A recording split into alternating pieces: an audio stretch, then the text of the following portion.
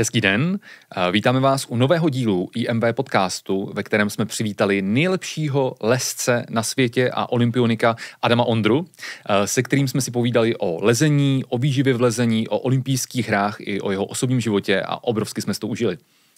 Hned na úvod bychom chtěli poděkovat našemu partnerovi firmě Mixit, bez které by tenhle podcast vůbec jako nemohl fungovat a nemohli bychom tady mít člověka, který je v něčem nejlepší na světě, takže opravdu máte se na co těšit, bavili jsme se o velmi zajímavých tématech, snažili jsme se pokládat ty otázky, které ještě jako nikdy nejsou, takže opravdu tenhle podcast si dejte a užijte si ho tak, jako jsme se ho užili my.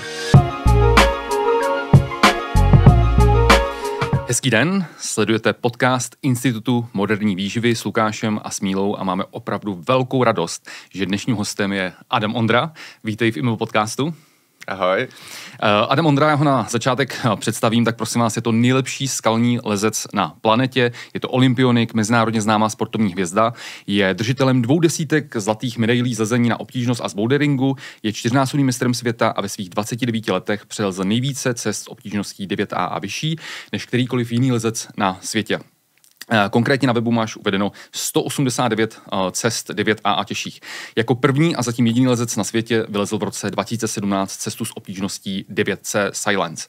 Leze už 25 let od svých 3 let, respektive 4, 5, 6 let a vítáme tě tady. A pojďme se do toho pustit, máme na tebe spoustu otázek. Jdeme na to. Celý rozhovor jsme rozdělili do 3 základních částí. Jako první se podíváme na lezení, potom se podíváme na výživu v kontextu lezení, což si myslím, že taky bude velmi, velmi zajímavý. A v neposlední řadě se také zaměříme na tvůj osobní život. Takže jdeme na to. A já bych začal asi tím nejvíce aktuálním tématem a to je nový film o tobě. Já jsem slyšel, že včera tady v Praze byla předpremiéra tady toho filmu, který se nazývá Adam Ondra, Posunout hranice. V kinech oficiálně bude od 27. října. A na co se diváci v tomhle filmu mohou těšit? Jak bys ten film zhodnotil?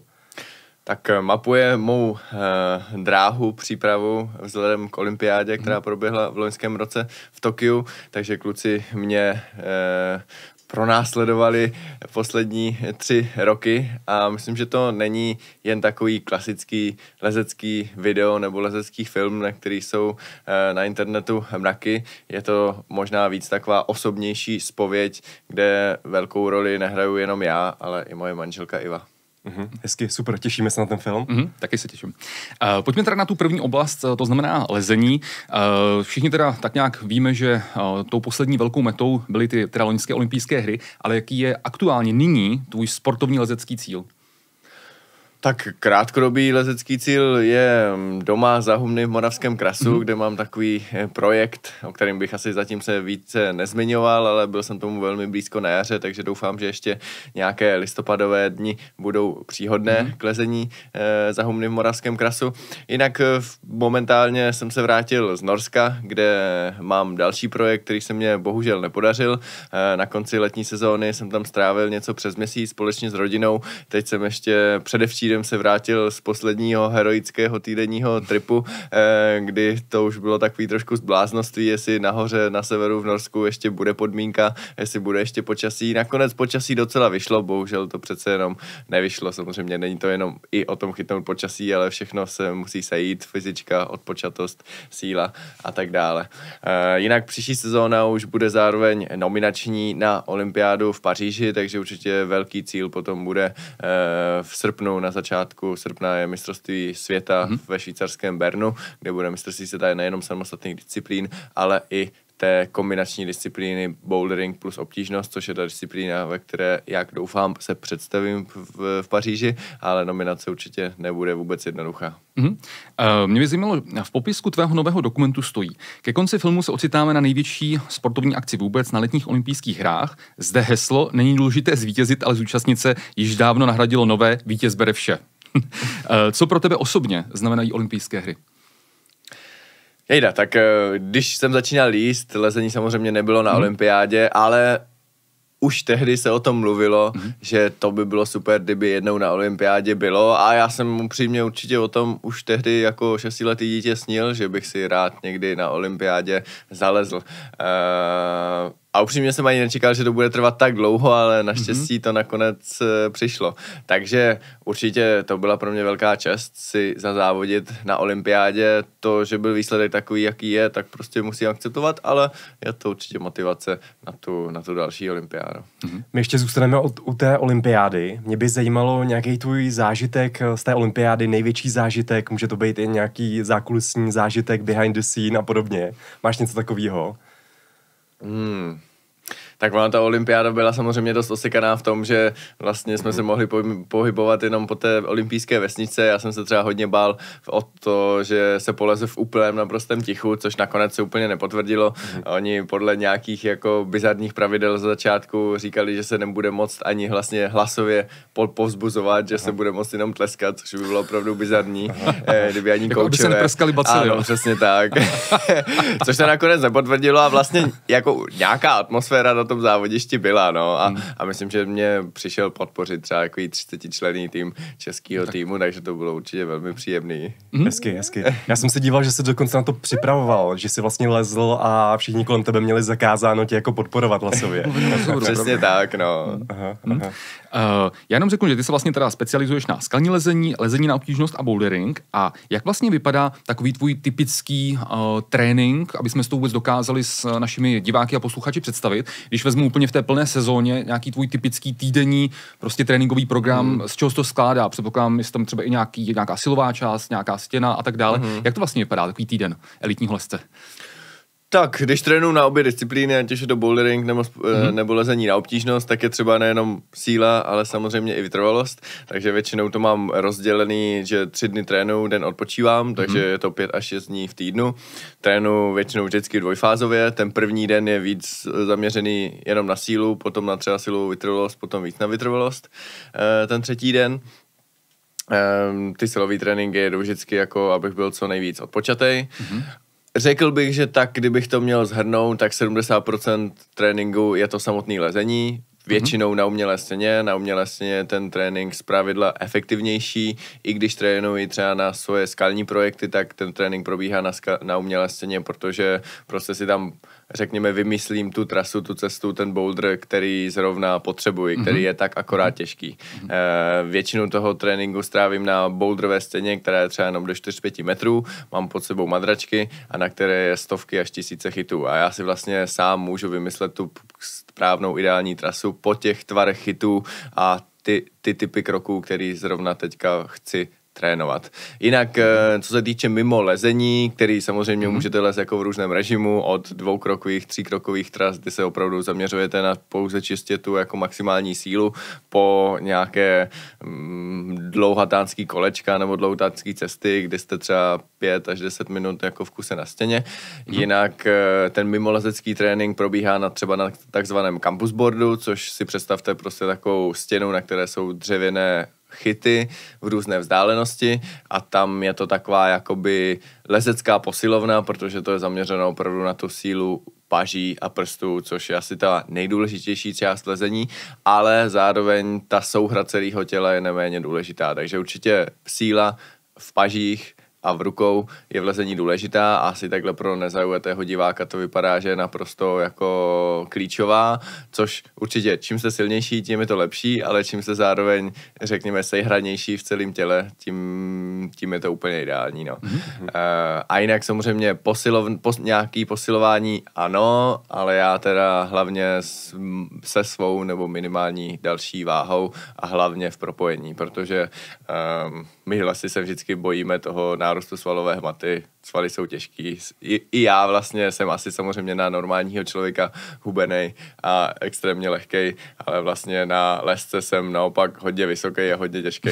A každý další kilo by mohl být velký problém. A není to tajemství, ta výška váha? Teďka aktuálně třeba? 186, 173 kg. 73 kg. Mě by zajímalo, teď jsou vlastně celkem trendy takové ty dyno prvky v tom boulderingu, ty dynamické prvky, přeskoky z jednoho chytu na druhý. A já jsem se chtěl zeptat, sedí ti tenhle styl? Nebo co si o tom myslíš? Tak je to jakýsi jako logický krok v tom, aby ten bouldering byl, řekněme, nějakým způsobem atraktivnější, že jo, ty skoky asi pro nezaujatého diváka prostě vypadají wow, zatímco když je to nějaký, řekněme, konzervativně těžký krok, tak člověk úplně nevidí, v čem je to těžký, nevidí, že se drží za téměř neznatelný chyt a patuje tam za zhrnko písku. Jasně, zatímco když tam prostě lidi lítají vzduchem, tak to asi vypadá efektně. Myslím, že ten jako trend posledního roku, 2 je, že se to tak všechno jako kombinuje dohromady a to asi je ta správná cesta, aby ten závodník, který vyhraje na těch závodech, opravdu ukázal, že je komplexním závodníkem, komplexním lezcem a neumí jenom skákat, ale umí v tom lezení naprosto všechno. A to si myslím, že je správně a tak si myslím, že to asi půjde. Nicméně ty skoky určitě nevymizí a to je třeba něco, co je pro mě těžký, nejenom z toho pohledu, že na to nemám třeba až takový talent, přece jenom ty svalový vlákna nemám tak rychlý, ale zároveň mám tu nevýhodu, že když já jsem začínal lézt, tak takové stěny prostě neexistovaly. Nebyly takové stěny, kdyby bylo dostatečné vůbec množství místa, aby se tyhle prvky daly provádět. Neexistovaly vlastně ani na to chyty, aby se to vůbec dalo postavit. Takže to je takový poslední trend 10 let a dneska dorůstá generace, která na tom vyrůstala a to se těžko konkuruje, no. Když jasně, prostě přesně tady tyhle koordinační věci se člověk naučí daleko lépe, když je člověk teenager, než když mu táhne na 30, no. Tam jsou dobří ti Japonci teď, že? Vlastně v těch dyno prvcích a... Já bych řekl, že Japonci jsou speciální v tom, že vlastně skoro všem jde skoro všechno a potom jsou dobří. Ale jinak jako jsou i spousta Evropanů, kterým jde jako tady tyhle dynamické prvky výborně, ale třeba na takovýto konzervativní silový lezení, kde prostě to není samozřejmě jenom o tom, jestli se udržíte na prstu na jedné ruce, ale abyste to správně propověli, správně zabrali tou nohou, tak to už jim třeba tolik nejde, no a pak taky záleží, jak se dá... disciplína. To určitě mě sedí víc. Ono, jako jsou určitý prvky toho moderního boulderingu, který mě jdou a který vím, že jako ani nemusím trénovat, jo. Můžete považovat za prvek moderního boulderingu, že to je nějaký prostě kouteček, že jste tam prostě v rozporu a to je něco, co mě jako přirozeně jde. Mám toho prostě spoustu nalezenýho. Třeba i tím, že jsem byl jako, nevím, ve Spojených státech, v Yosemitech, kde třeba tady těchto koutků je spousta, tam se to prostě naučíte, když je tam nějaká spára, tak to prostě pro mě není problém, protože to je naopak zase styl lezení, který mu ty závodníci ale vůbec nerozumí, protože nikdy v takové stěně, kde většinou na skalách se to, co je tady třeba u nás, se tomuhle moc nevyskytuje a tady tohle lezení se vyskytuje jako vlastně na několika málo místech na zemi, kde jsem jako byl, takže to prostě mám nalezený, no. Pěkně. Já bych se ještě vrátil k tomu tréninku. Ty jsi vlastně teda zmínil, že většinou, když jsi v sezóně, když se připravuješ, tak cvičíš teda zhruba 6x týdně, nebo máš ty tréninky 6x týdně dvoufázově. A jak se to liší z hlediska prostě nějaký periodizace v průběhu jako celého roku? Máš nějakou zase fázi někdy v průběhu roku, kdy cvičíš třeba výrazně míň? Abych řekl, že cvičím vlastně poměrně jako podobné množství toho tréninku.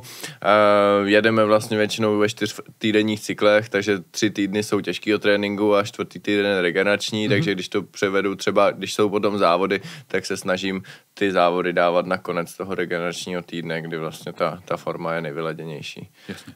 Jinak samozřejmě ten jakoby celý 4týdenní cyklus má, řekněme, nějaký téma, ale takový to rozdělení na jako síla, silová vytrvalost a nějak to takhle dohromady, tak to si myslím, že minimálně v lezení je překonaný a není to moc efektivní, protože když třeba chcete prostě mít na tu lezení na obtížnost takovou jako silovou vytrvalost, protože ta cesta na vlezení na obtížnost trvá třeba 3 minuty zátěže, není to rozhodně tak, že bychom tam byli hodinu nebo něco takového, tak to chce mít samozřejmě nejenom vytrvalost, ale i hodně velký podíl síly. A když se soustředíte třeba 3 týdny na jako jenom jeden ten prvek, tak minimálně já cítím, že ty ostatní prvky jdou prostě úplně do háje. Takže ano, když mám před sebou třeba jenom boudrový závody, tak valím víc sílu, ale určitě nezanedbávám ani nějakou tu vytrvalost. No. Super. Další otázka, spánek. My tady máme spoustu studií, že spánek velmi úzce souvisí se sportovním výkonem. Jaký důraz kladeš na spánek a kolik hodin denně zhruba spíš?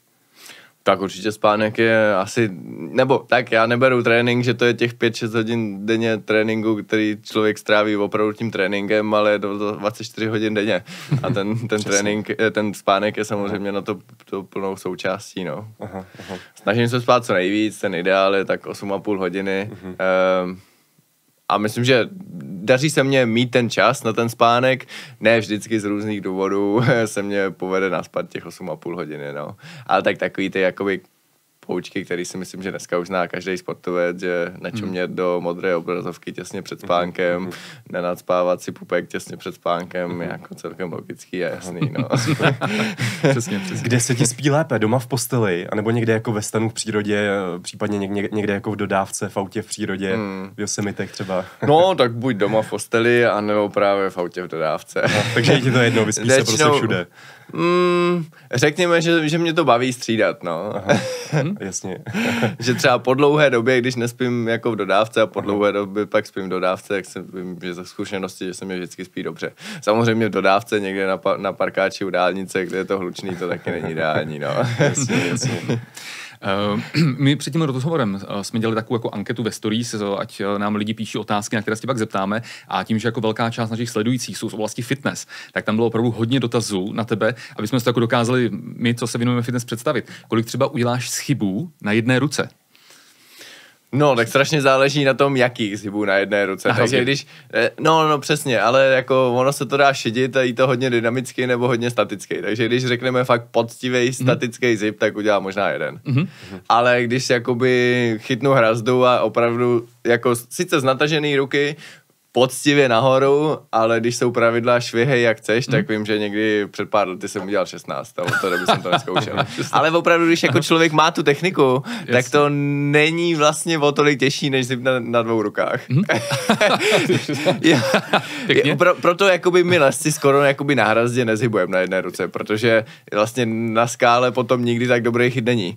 A ono, když už si vezme člověk třeba článkovou lištu, tak už to dynamicky nejde. Tak už prostě musí člověk poctivě staticky. A já třeba asi nejvíc hybuju třeba jakoby z pravýho úhlu nahoru a zase zpátky. Třeba na nějakých jakoby menších článkových lištách, no, takže to udělám třeba takhle 3-4 zhyby. Ale zase jako určitě jsou lidi, kteří jsou na tom daleko líp, jo. Kteří, jako existuje teďka Japonec, který udělá zhyb na jedné ruce na 6 mm liště, což jako asi je těžký si představit, že 6 mm lištu je to fakt malý. To asi ono. Což tomu jsou jako na míle vzdálené, jakože mám sen jednou udělat zhyb na jedné ruce na 10 mm, ale fakt 10 mm a 6 mm to je úplně rozdíl vesmír. To je na 10 mm na dvou rukách se jako udrží fakt jako kdokoliv, podle mě trošku jako by pokročil leze, ale na 6 mm už jako musí člověk fakt hodně dobře líst, aby vůbec uvisel na dvou rukách, natož na jedné a natož ještě udělat zhyb. Ale údajně prý uvisnout a udělat zhyb už je skoro to stejný. A na dvou rukách máš to nějak jako změřen, kolik jsi udělal prostě maximálně? Vůbec to nedělám a myslím, že jakoby takových fakt poctivých, pomalých, abych se vůbec nehnul tělem, tak udělám tak 25 a jako končím. Kdybych jako to mohl mrskat dynamicky, jak si myslím, že udělám 40-50, kdybych jakoby ještě v průběhu toho, že mu udělám 10 zhybů a pustím se jednou rukou, vyklepu, udělám pár zhybů, pustím se druhou rukou, vyklepu, tak jich možná udělám ještě víc, no, ale zase nevidím v tom jako nějaký prolezení tréninkový smysl. A jestli tak už to vlastně vůbec nedělat na hrazdě, ale spíš to dělat na nějakých jakoby lištách nebo oblinách, něco, co se opravdu na lezení používá. A potom si myslím, že zase málo kdy máte při lezení 2 chyty ve stejné výšce. Takže zase je logičtější vlastně zhybovat tak, že máte ruce jako nerovnoměrně, protože tak to opravdu potom v tom lezení reálně je. Takže trénuješ tak, aby to prostě vždycky bylo přenositelné i na tu stěnu. Snažím se. Samozřejmě jako myslím, že fakt 100 lezců bude trénovat s tam různými způsoby a ve spoustě věcí se jako totálně neshodnou. A určitě jsou takový 2 linie. Jedna je linie, že se to trénuje hodně na sucho a předpokládá se, že to přenositelnost bude a na někoho si myslím, že to výborně funguje a na někoho si myslím, že to vůbec nebude fungovat a teď záleží, jako já si hodně zakládám na té technice a to, že prostě jdu líst a to technické provedení je úplně provedení do dokonalosti. A moje jako noční můra je, že budu trénovat hodně na sucho a ta moje technika se ztratí, což jako rozhodně v lezení není tak, já nevím.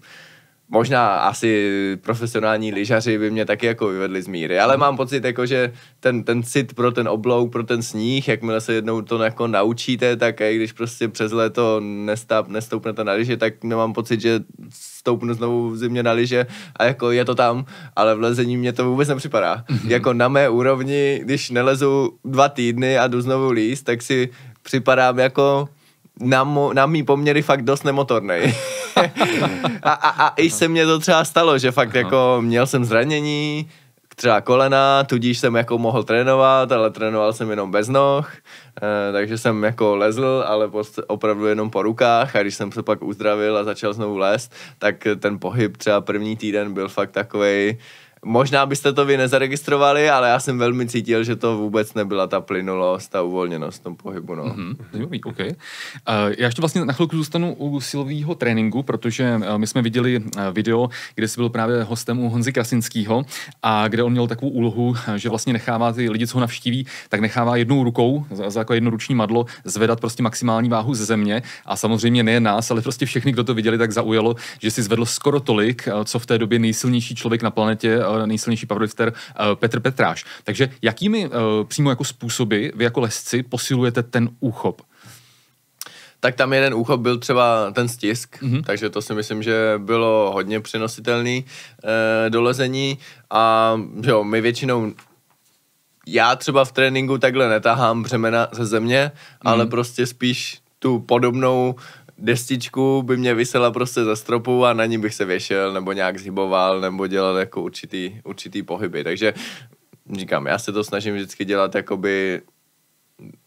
Máme tady tuhle pomůcku Campus Board, na který si vlastně můžete navěšet jako různý typy úchopů a můžete tam líst nahoru, můžete tam líst doprava, doleva, můžete na tom třeba jenom viset, takže ale myslím, že to se hodně jako podceňuje, že spoustu vlastně toho můžete natrénovat takovým jakoby klasickým boulderingem.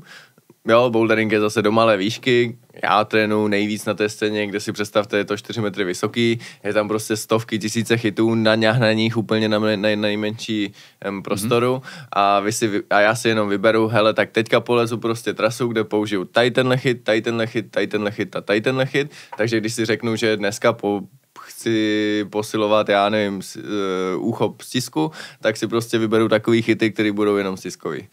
A takhle vlastně jako se to dá posilovat přímo v tom lezení, no. Protože samozřejmě jakoby to, že to vezmete břemeno na stisk ze země, jako posilujete ty úchopy někde v té ruce, ale v lezení je nejenom důležitý se na tom udržet, jako když máte těžiště těsně pod tím, ale ono často se to ani nemusí tolik stiskat, když se do toho správně navážíte, když si dáte těžiště víc bokem a chytnete to bokem a ještě se třeba vyrotujete v páteři a ono vám to zabere tak, že vlastně to ani tolik stiskat nemusíte, no. Jako je v takhle v lezení zajímavý, že si myslím, že i když ten výkon je složen prostě, já bych řekl minimálně třeba 100 faktorů, bych vám tady mohl vyjmenovat, tak je určitě dobrý mít všechny faktory co na nejvyšší úrovni a to si myslím, že je to, co mě dělá dobrýho, ale je zároveň zajímavý, že jako je pořád možný být jedním z nejlepších lezců a třeba mít naprosto brutálně nadprůměrný ten jeden faktor, jako že jsou třeba strašně silní, jinak jako to všechno mají jako výrazně nízký, ale pořád jsou tak strašně silní, že pořád můžou být jako jedním z nejlepších na světě, no.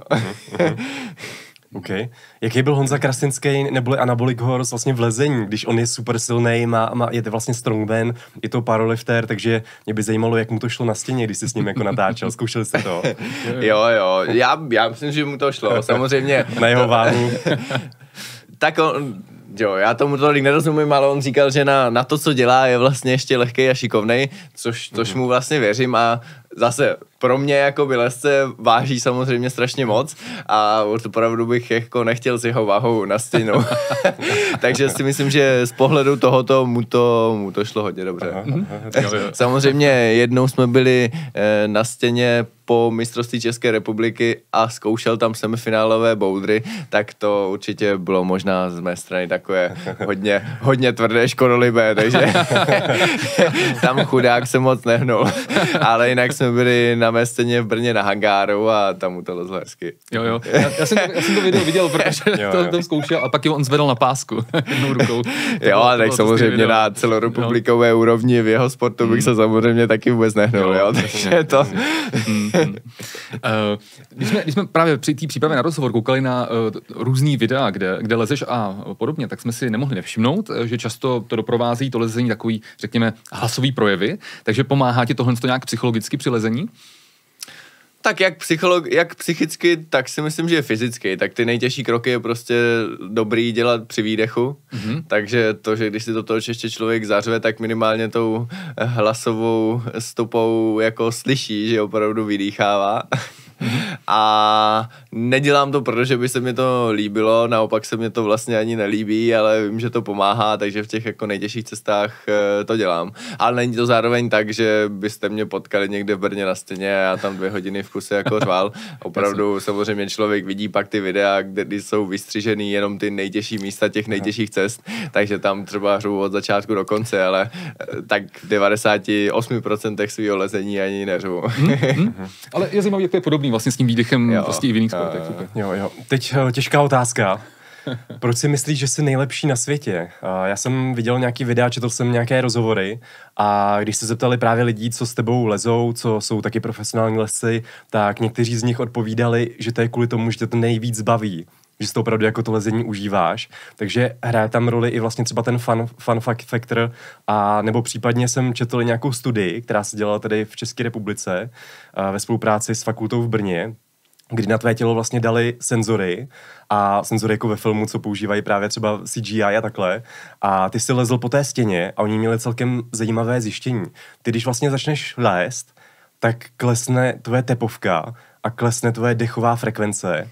A potom ještě zjistili to, že ty ten tvůj dlouhý krk používáš a hlavu jako kyvadlo. Takže i tady nějaká ta biomechanika, že máš vlastně výhodu díky té tvé neobvyklé fyziognomii oproti ostatním lescům. Takže je to vlastně kombinace těchto faktorů, nebo máš proto nějaké vysvětlení, proč jsi ten nejlepší lezec na světě? Tak určitě to, že mě to baví, hraje velkou roli. To, že samozřejmě lezu 20 let, 5-6 dní v týdnu, pořád, tak pro mě to prostě není to, že sakra, musím jít na trénink, já se tam těším. A to si myslím, že hraje jako velkou roli, protože já se jako nemusím motivovat, nebo jako když děláte sport kvůli ambicím, tak to může jako fungovat krátkodobě, ale myslím, že jako když to bude nemůže to podle mě fungovat dlouhodobě, no. Já vím, že i když samozřejmě za pár let už třeba nebudu jezdit po závodech, tak já vím, že pokud mi bude zlaví sloužit a budu hýbat rukama, nohama, tak prostě nikdy lézt nepřestanu, jako nemám důvod. A naopak jako s tím o tom, že mě bude 70, 80 a pořád budu chodit do skal. Ale lezení opravdu jako může být, když máte štěstí, tak můžete být takový dlouhověcí lesci. A lezení parádní sport, že může být opravdu pro každého, no. Jinak si myslím, že to je fakt daný i tím, že se rád učím nové věci a lezení je, zase vypadá to možná, že to je jakoby lezení po žebříku, ale těch jakoby, já bych řekl, že ať už lezete jakoukoliv novou cestu, tak vždycky je tam chyt, který jsem ještě nikdy nebral a krok, který jsem přesně takový jako nikdy nedělal. Takže myslím, že ta chuť se učit jakoby nový pohyby a vždycky, když jdu trénovat, tak to není jenom tak, že ano, teďka prostě jdu trénovat, abych měl jako dobrou formu, ale je to i ten technický trénink.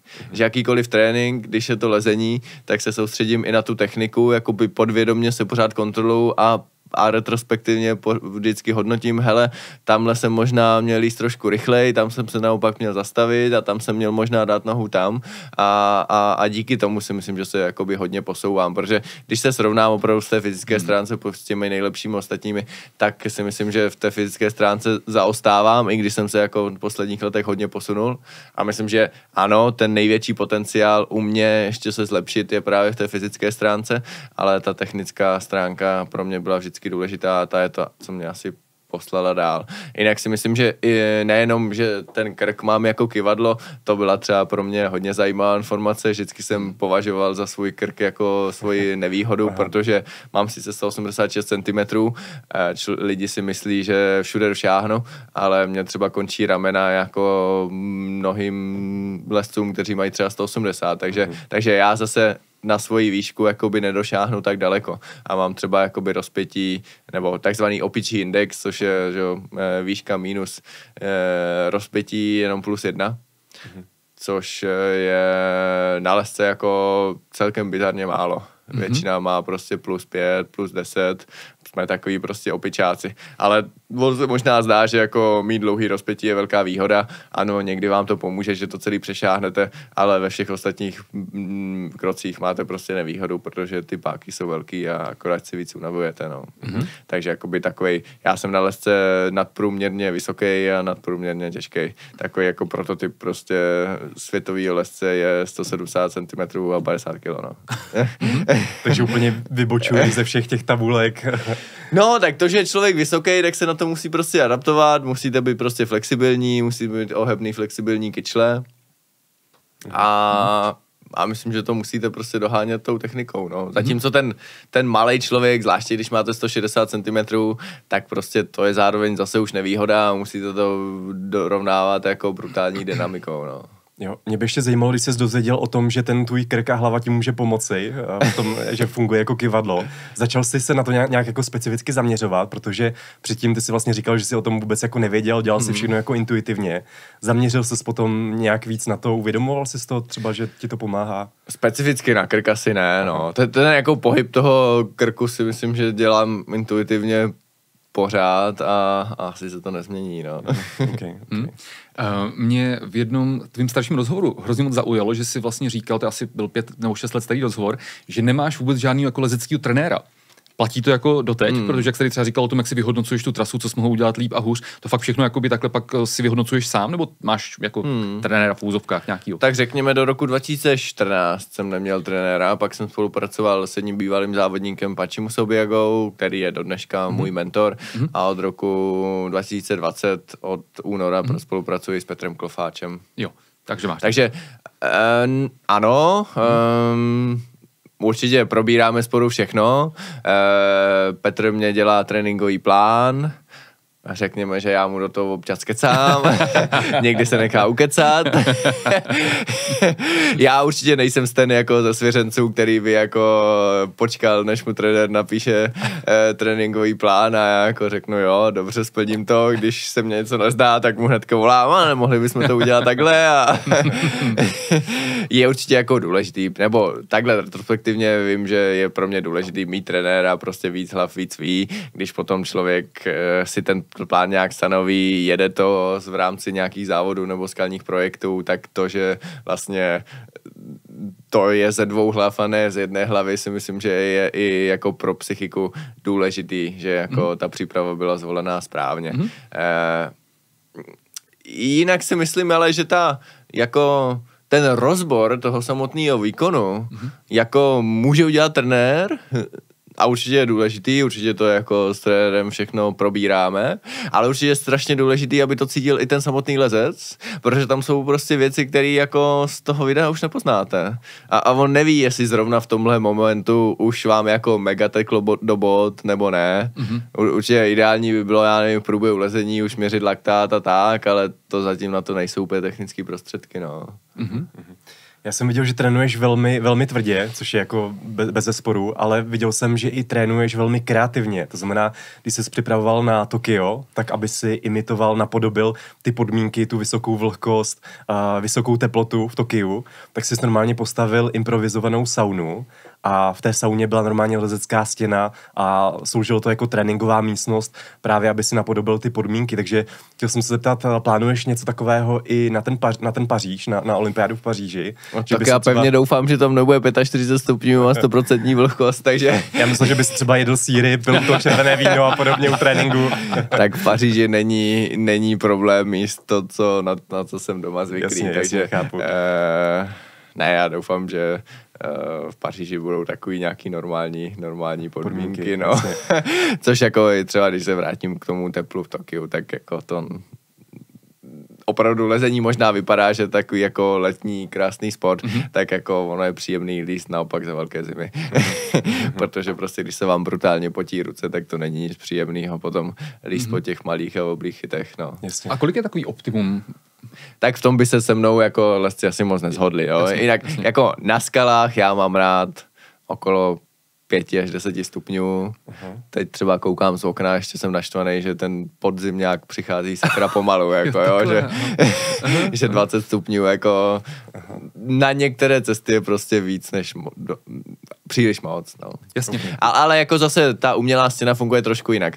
Když je 5 stupňů a lezete po těch umělých chytech, tak oni už trošku kloužou. Zatímco ta skála pocitově jako nejlépe tře okolo 0.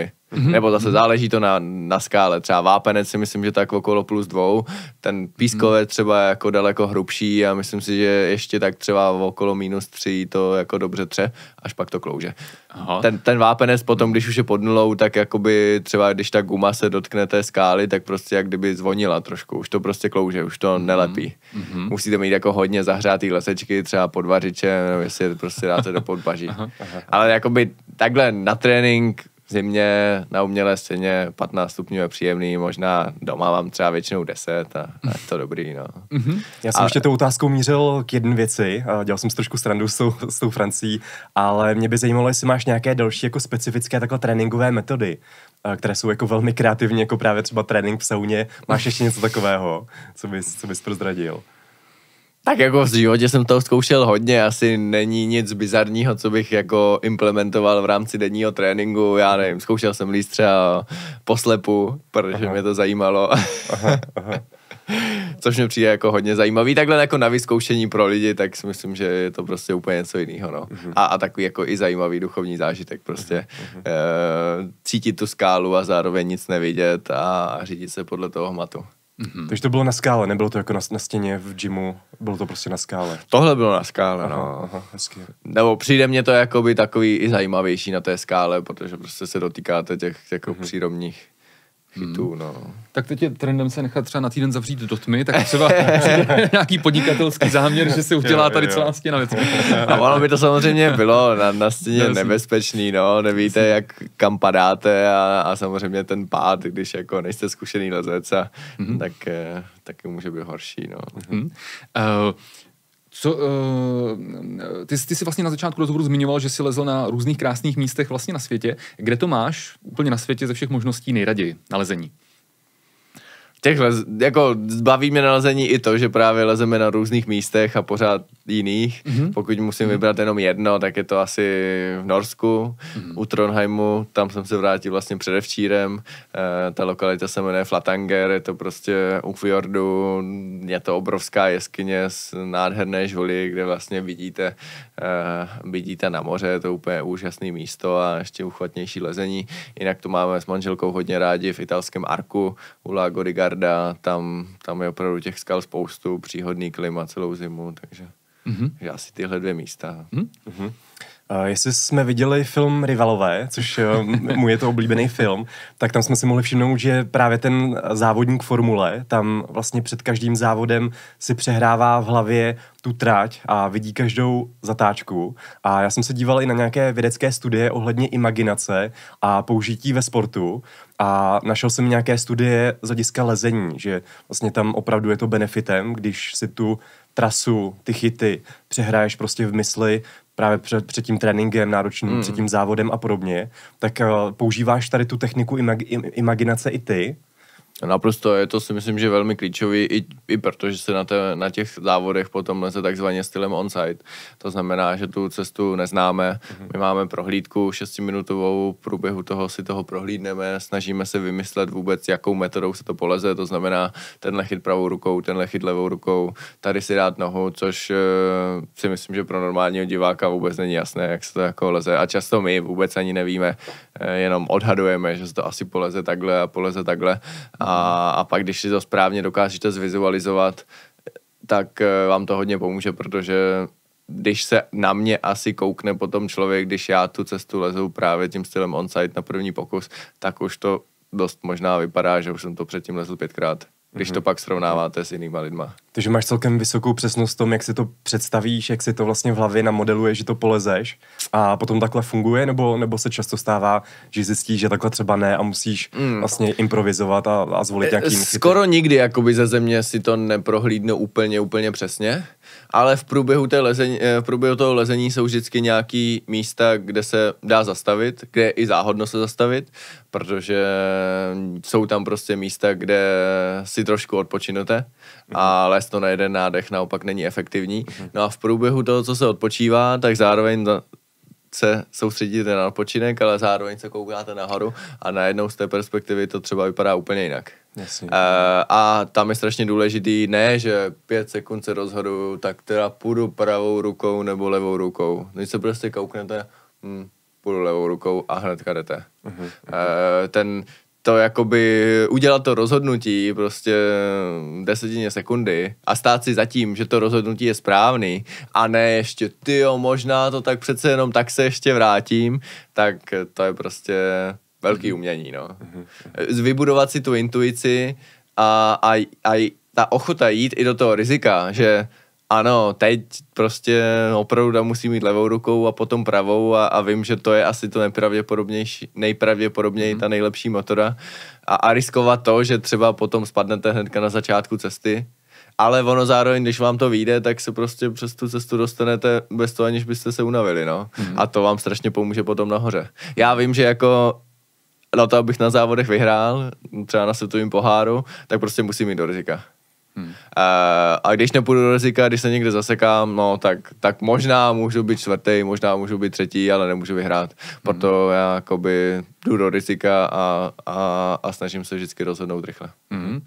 Když je řeč o riziku, tak v České republice je celkem populární dokument Free Solo s Alexem Honoldem, který samozřejmě se celosvětově proslavil tím, že lezl, říkám to záměrně v minulém čase, protože jsem četl, že už to teďka nedělá, že lezl pořád to dělá, jo? Já jsem někde četl, že už to, takže že leze bez zjištění, to znamená, nepoučil že... Poučil se. To znamená, že on se nijak nejistí, on nemá žádné prostě jistící lano. Ty se s ním osobně znáš, ty jsi s ním i rozhovor. Jaký je tvůj osobní názor na prostě tohle lezení úplně bez lana? Tak v jeho případě chápu jeho důvody, proč to dělá. Má nějaký jakoby velký vnitřní chtíč pořád zažívat ten zážitek, být někde nahoře bez lana, což určitě i pro mě je lákavá představa.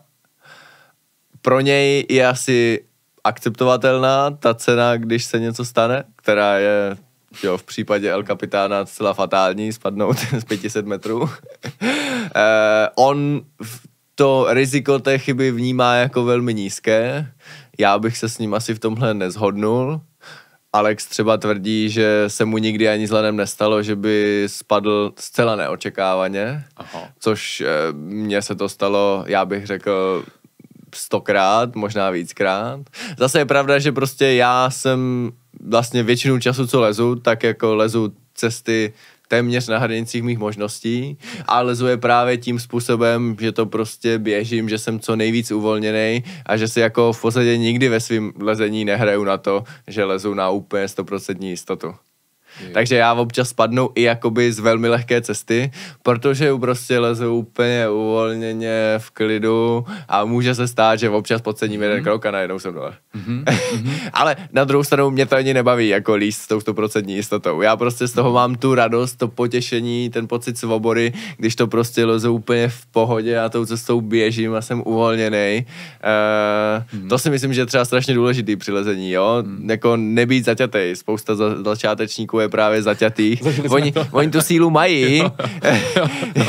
Třeba, já nevím, jako spousta lidí nevyleze, já nevím, obtížnost třeba 5C, 6A a myslí si, že je to kvůli tomu, že udělají málo zhybu. Ale cesta 7A se dá vylézt i bez toho, aniž byste vůbec dokázali udělat hyb. Tak to je zajímavý. Jo. Ne, my jsme se snívu, protože jsme byli tamhle na smích off a klepali jsme se jak ratlíci, prostě po chvíli v té stěně úplně zatuhlí předloktí. Zatuhlí, zakyselený. Takže já bych to uzavřel, určitě ne všechno, co dělám, lezení je 100% bezpečný, ale vždycky zvažuju, jestli něco už je jako přílišný riziko a něco je ještě v pohodě riziko. Takže třeba lezení na kapitána určitě, co se týče bezpečnosti, je daleko nebezpečnější, než lézt tady na umělé stěně. Jasně. Ale pořád je tam to lano. Jo. A díky tomu, že tam je to lano, tak řekněme, že jste v nějakým větším nebezpečí jenom v určitých momentech, když ty jištění jsou dostatečně daleko od sebe. Jo, že ten pád by byl ale když lezete free solo na to El Capitána, tak to lezete 2 hodiny a 2 hodiny v kuse se v totálním fatálním nebezpečí. Což z mého pohledu už jako je brutální riziko, no.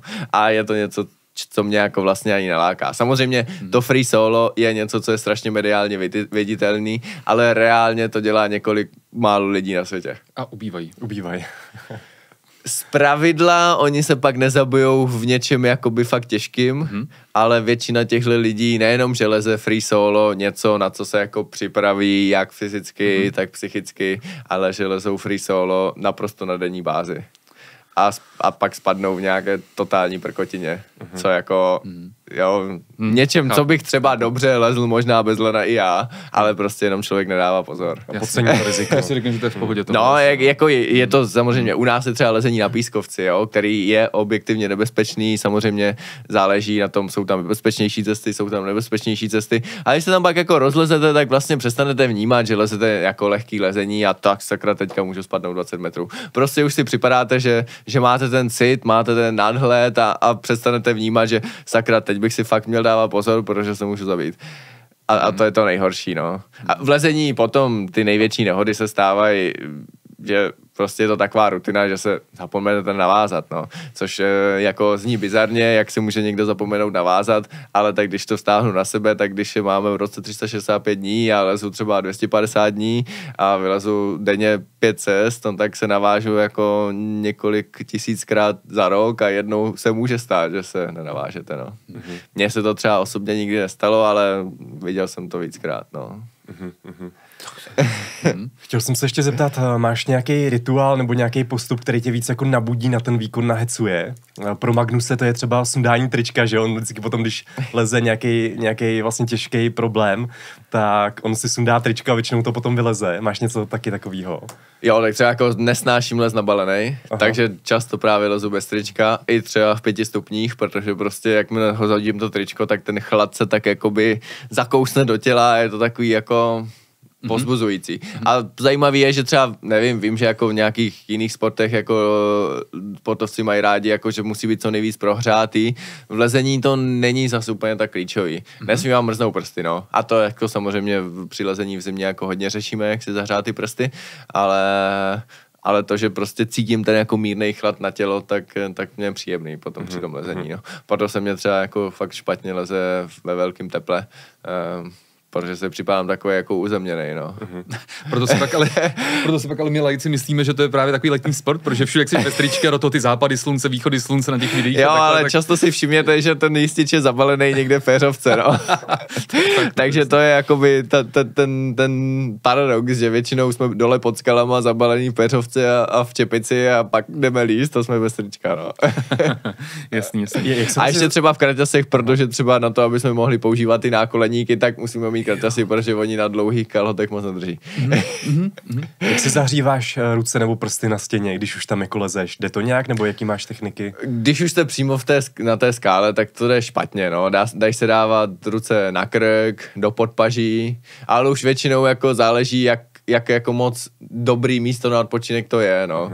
Je jakoby ideální, když je to dostatečně dobrý místo, tak si dáte ruce do podpaží a ještě to jako cvaknete to po podpaží, ale málo kdy je tam dostatečně dobrý chyt, abyste to jako mohli regulovat. Většinou je tam chyt, že se na něm sotva udržíte, jenom vyklepete ruce, no. Většinou jako funguje prostě běžet co nejrychleji nahoru a doufat, že prostě nezmrznete, no. Mně se ve tvých rozhovorech hrozně líbilo to, že ty často zmiňuješ, že prostě v lezení nejde čistě o sport, ale že to je i o vztahu k přírodě. Takže mě zajímalo, co pro tebe osobně ten vztah k přírodě jako znamená. Tak právě tím, že jako ten sport, nebo pro mě ten jako top, to, co mám nejradši, je právě to lezení na skalách, tak si myslím, že nechci být teďka moc ezoterický, jasně, ale jakoby tu přírodu vnímám jak si tím jako dotykem přes skálu. Jako já jsem na tom závislý. Jo, že já prostě přijdu do skal, první, co si z batohu vytáhnu, je prostě pytlík s magnéziem, namaglajzuju si ruce a jdu se dotknout skály.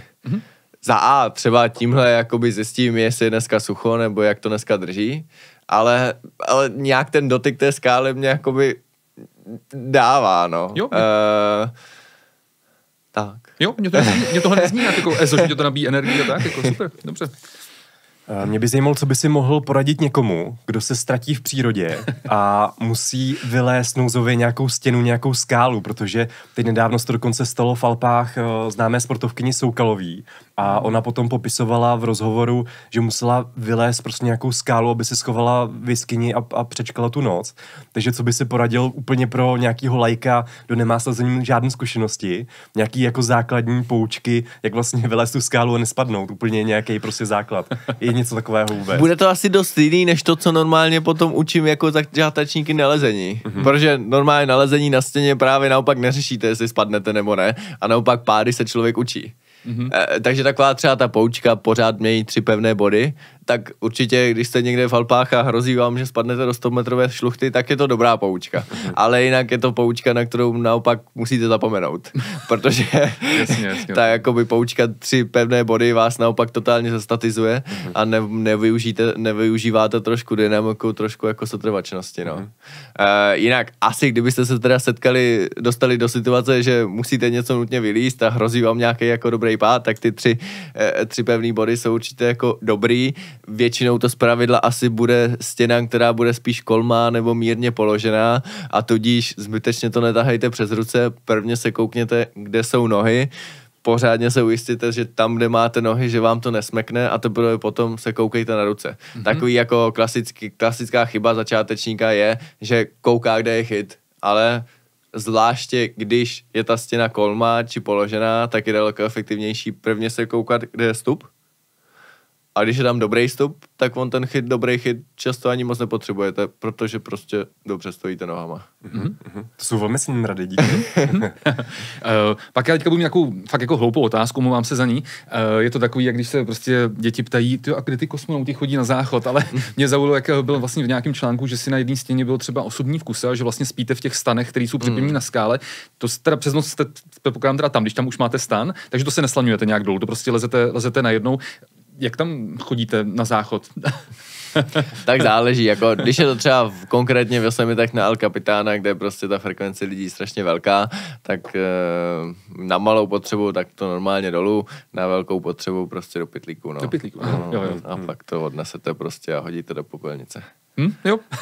Je to jenom zajímavé, jsem si představil jako 8 dní být na stěně, tak jako s jídlem, s vodou, to si dovedu nějak představit, ale OK. Dobře. OK.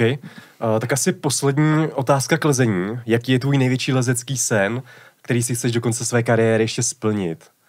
Je to právě třeba ta olympiáda v tom Paříži, nebo něco jiného? Já si ten největší sen mám, že chci líst prostě do co nejpozdějšího věku. To je asi ten největší sen. To je hezký. Super. Jinak jakoby těch snů mám asi tolik, že bychom tu byli jako do nekonečna, no. Ale není to jakoby něco... ten sen asi není ten pocit, jakoby líst na té olympiádě před těmi diváky. To je spíš taková ambice, rád bych jako třeba měl tu olympijskou medaili a udělám všechno pro to, aby se to povedlo. Ale asi jakoby vím, že jakoby ten pocit líst na té olympiádě v Paříži nebude nějaký jiný nebo speciální oproti tomu, když já nevím, třeba konkrétně v Paříži v roce 2016 bylo mistrovství světa, který bylo v té hlavní hale Bercy a byly tam 10 000 lidí a ten pocit, když jsem jakoby topoval tu cestu a hala mi tleskala ve stoje, ta nevím, jestli je vůbec jako překonatelná, no. Super, dobře. Takže to by bylo všechno k lezení. Pojďme se podívat na ten blok otázek, co se týká výživy. Tak první, co by nás samozřejmě zajímalo, a i naše sledující posluchače, jak se vlastně elitní lezec jako ty, jak se stravuje, když jsi prostě v té sezóně, respektive to jsi většinu roku, že to máš nějaký ten ty pravidelný tréninky a podobně. Jak vypadá prostě tvůj běžný jídelníček od rána do večera, prostě jídlo po jídle? No, tak záleží, jak moc zevrubně nebo podrobně to budeme dělat, tak shrnu takový nějaký zásady. Myslím, že jako důležitý je obecně mít třeba minimálně 12-hodinový půst. To znamená, že prostě nevečeřet příliš pozdě a minimálně po dalších 12 hodinách se vyspat a potom teprve mít snídani. Takže když jakoby je všechno tak, jak nebo řekněme, mám 100% čas na trénink, mezi tím se věnu rodině, synovi, ale zařídím si to prostě tak, že trénuji, řekněme, od 10 do 12, to je tak ideální, a pak, řekněme, od 5:30 do 5:30. Takže většinou, já nevím, vstanu o 7:30, v 8 si dám snídani, většinou snídám i na slano, takže je to většinou nějaká prostě kaše z nějakých obilovin, ať už jsou to třeba vločky na slano, což je třeba možná překvapivý, ale fakt vločky na slano je podle mě úplně výborná věc, může to být rýže, může to být pohanka, jáhly, cokoliv takového, s nějakou zeleninou a s nějakým zdrojem bílkoviny. Ať už to prostě může být na snídani, to většinou buď bývá sýr, nebo nějaký prostě vajíčko, nebo veganský zdroj bílkovin. Na svačinu prostě spíš nějaký ořochy, ovoce dopolední, oběd, komplexní jídlo, zelenina, obiloviny, po případě luštěniny, nějaký zdroj bílkovin. Ta odpolední svačina, tam se určitě snažím zařazovat i nějaký bílkoviny, může to být prostě proteinová tyčinka, může to být tvaroh, může to být skyr, něco podobného, a na večeři potom už menší množství sacharidů, opět zelenina a zdroj bílkovin. Ty zdroje bílkoviny určitě jsou důležitý pro nás v lezce.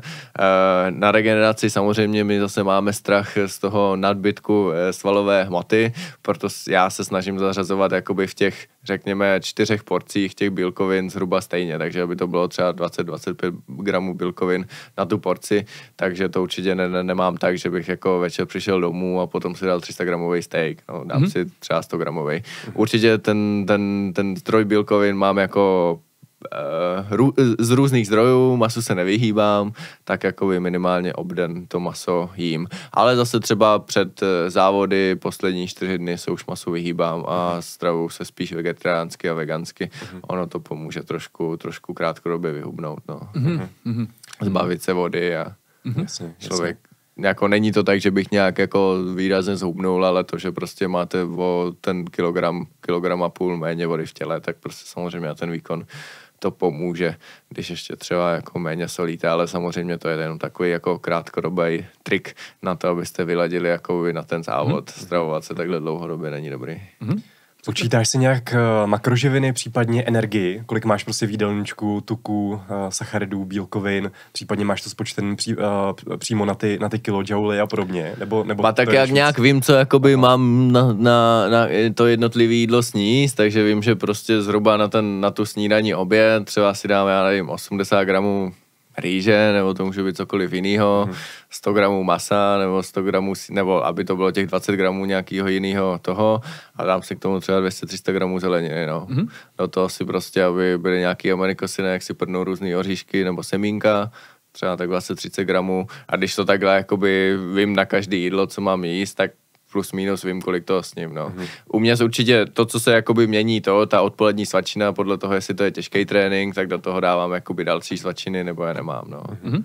Určitě se mě špatně trénuje jakoby v ohladu, no. Vím, že prostě jakmile už dojde ta energie, jakmile už dojdou hlavně ty cukry, tak jako moc nebo tak, nemám moc co spalovat, no, mám prostě 3% tuku, takže jakmile je jakoby 3-4 hodiny od posledního jídla, tak jako kvalita tréninku jde do háje, no. Takže většinou prostě mám nějaký prostě zdroj rychlých sacharidů, ať je to normální ovoce, sušený ovoce s troškou nějakých hořtých oříšků, no, prostě nějaká tyčinka, asi nejčastěji na nějaké datlové bázi, no. A ty jsi vlastně říkal, že vážíš 73 kg na tvoji výšku. Liší se tvoje hmotnost a tím pádem i jídelníček v průběhu roku, nebo to je vlastně tak celkem konzistentní? Je to celkem konzistentní. Mám, řekněme, jako 2-3 týdny v roce, kdy jako mám úplnou pauzu a to řekněme, že stravu jako tolik neřeším, no. Že si dáš něco, co by si zběžně třeba tolik nedaleko? Tak určitě jako se snažím i v té pauze nejíst nějak příliš jako průmyslově zpracované potraviny, ale určitě úplně neřeším, že si teďka dám jako víc sacharidů večer, no, nebo si dám tamhle dortíček, no. Jasně.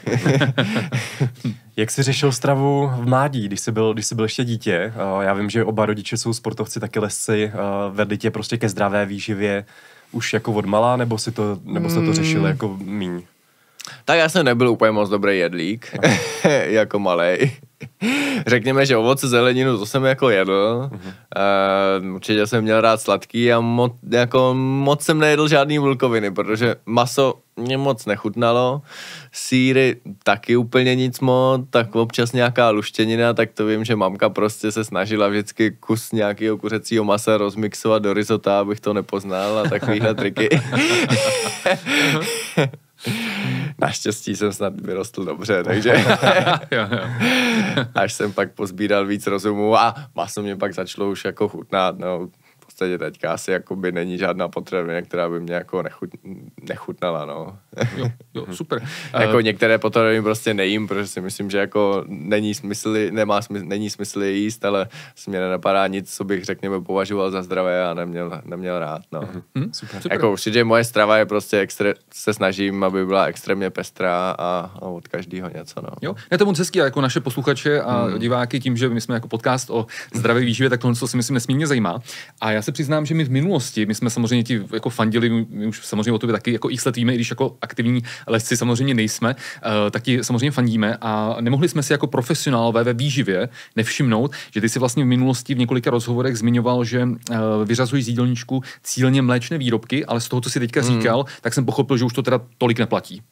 Že nějaké ty sýry třeba konzumuješ. Jo. Co se týče mléčných výrobků, tak samozřejmě spousta výživových smluv říká, že jsou zánětlivé, že podporují prostě sekreci těch prostě hleních žláz, takže prostě když je člověk nachlazený, tak by je neměl jíst a tak hlavně v zimě a tak dále. Zase já třeba hodně jezdíme několikrát za rok k výživovému poradci Tomáši Soukupovi v Hradci Králové, kterého vřele doporučuji. Ten vlastně tvrdí, že ano, tohle třeba tvrdí čínská medicína a pro, řekněme, tu asijskou rasu to opravdu platí, ale my prostě jsme víc geneticky zvyklí zpracovávat to mlíko a musím říct, že když jsem jako zkoušel to i ono, řekněme, úplně vyřazovat mléčné výrobky nebo je zařazovat, tak jsem třeba, co se týče jako plnosti nebo neplnosti nosu necítil žádný rozdíl, no. Super. Takže mléčné výrobky určitě jako nejíme 4x denně, jasně, ale jednou denně řekněme, že jím. Super. Hlavně v podobě toho tvarohu jako odpolední svačiny, to super mě jako vyhovuje, no. Aha. Naletěl jsi v průběhu své sportovní kariéry na nějaký jako postup nebo modní styl stravování, anebo vyloženě šarlatánský produkt, nebo postup, který si potom jako zavrhl, zjistil si, že to prostě nefunguje, že to je nějaký nesmysl. A tak jakoby jednou, jako hodně jsem se o to zajímal, třeba řekněme tak v 18-19 letech, jako koupil jsem si, já nevím, Vitamix, takže jako raw strava, ne řekněme, že jsem jako jedl raw, ale hodně jsem dával smutíčka a hodně víc saláty, pak jsem zjistil, že mě to vlastně ani tolik nevyhovuje, že jsem třeba podle té čínské medicíny spíš ta jako chladnější konstituce, která naopak vyžaduje hlavně v zimním období spíš tepelně upravenou stravu a cítil jsem, že prostě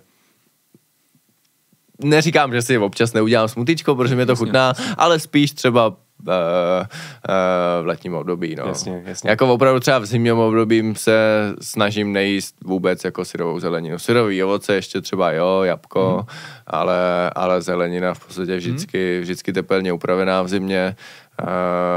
Hodně vývary, to si myslím, že prostě v zimě úplně nejlepší věc. Norma je poctivý, prostě z kostí uvařený den či dva. Prostě člověk to má jenom pořád na plotně, jenom si odlívá ten vývar. Tak takové jako polívka třeba před obědem a před večeří nejlepší věc. Skvělý, máme z toho radost, co říkáš. fakt super, vážně. Než se dostaneme ještě samozřejmě k Mixitu, na něj se samozřejmě ptát budeme, tak mě ještě zaujalo, že tě sponzoruje Sense, což je vlastně výrobce cvrččího proteinu, tak se jenom chci zeptat, jestli vlastně sám třeba osobně vidíš právě budoucnost, že třeba výraznější a výraznější složku ve výživě člověka bude do budoucna tvořit hmyz. Já myslím, že to je skvělá věc, proto to podporuju, moc se mi to líbí. Já určitě si myslím, že pro většinu lidí je dobrý jíst maso. Že si myslím, že ano, jsou jako tělesné konstituce, kterým jako nevadí třeba vyloženě veganská strava, ale myslím, že to není úplně vhodný pro většinovou populaci. Proto, ale samozřejmě ta živočišná výroba, hlavně průmyslová, nemá úplně dobrý dopady. Je to samozřejmě na životní prostředí daleko náročnější, proto jako vidím ty cvrčky jako výbornou alternativu, jak ty kvalitní proteiny získat humánnější a ekologičtější cestou. Momentálně je to ještě poměrně drahý, protože řekněme, není to dostatečně průmyslově zautomatizovaný a proto ty náklady na tu jednu tyčinku, řekněme, jsou pořád docela velký, ale tam určitě potenciál, aby to bylo stejný nebo možná ještě levnější, než prostě flákota hovězího. No. Užíváš nějaké suplementy, nějaké doplňky stravy? Diváci se nás ptali vlastně v těch otázkách, co ti máme položit na to, ty máš samozřejmě jako vysokou tréninkovou zátěž, tak jestli používáš právě třeba něco na klouby, na šlachy, nějaké suplementy a podobně? Třeba konkrétně na klouby, na šlachy úplně ne, používám třeba na kůži nějaký aminokyseliny, aby byla co nejpevnější a zároveň elastická. Jak klasicky, já vím, Cčko, spirulinu, ale řekněme z těch takových klasických sportovních doplňků asi nepoužívám nic, no. Snažím se to prostě dohnat tou co nejpřirozenější stravou, no. Tou pevnou stravou, tak to je základ. Super. Skvělý. Jaký jídlo ti udělá největší radost, když ti uvaří manželka? Někdy v nějakém období, kdy právě si můžeš třeba dopřát, co chceš. No, tak asi něco sladkého, když právě v tom období, kdy si můžu dopřát, co chcou. Jinak jsem nenáročnej, no. Já vždycky prostě vyžaduju ke každému jídlu tu zeleninu, když tam jako, jak asi většina chlapů, když řekne, není tam maso, to není jídlo, tak já řeknu, tady není zelenina, to není jídlo. Jo, že jako, a není to tak, že bych jako byl uchylnej, že prostě chci zdravej, ale jako když tam není ta zelenina, tak mi přijde, že se nenajím, no. Že potřebuju tu jako vodu v té zelenině, aby mě to tak zapláclo žaludek. Takže třeba jako s manželkou milujeme pečenou dýni. Takže teď prostě to je ideální období pečenou dýni na 100 způsobů. Tak hnedka tip na recept. Pečená dýně. A strašně jednoduchý, protože to prostě můžete už připravit prostě hodiny předtím a dát to jenom do trouby a přijde to domů a dům nebo byt prostě voní pečenou dýní. To je úplně nejlepší. Tak děkujeme za to, musíme zkoušet. Ty od roku 2018 spolupracuješ se společností Mixit a podílel ses na vývoji nějakých jejich produktů, a jako je třeba proteinové mysli, fitness kaše, zeleninová kaše. A jaké to pro tebe bylo být potravinářském provozu a účastnit se přímo jako té produkce? Užil jsi to, jako zapojil si kreativní myšlení, aby si tady vymyslel nějaké ty své proteinové mysli a podobně? No určitě, to byl sen. Aha. Jako ta filozofie Mixitu, že i můžete jít na ty stránky a můžete si namixovat svoje mysli a teď vidět, jak ta linka vlastně vůbec funguje, jak je to vlastně všechno promyšlený, to je dobrý.